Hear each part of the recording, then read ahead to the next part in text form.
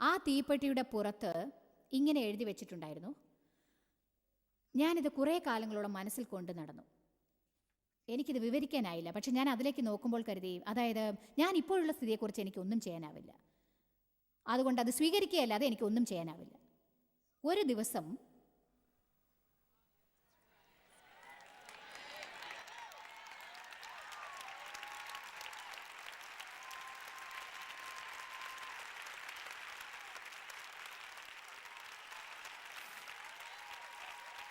ദിവസം അത് മാറ്റാനുള്ള ധൈര്യം എനിക്ക് ലഭിക്കും.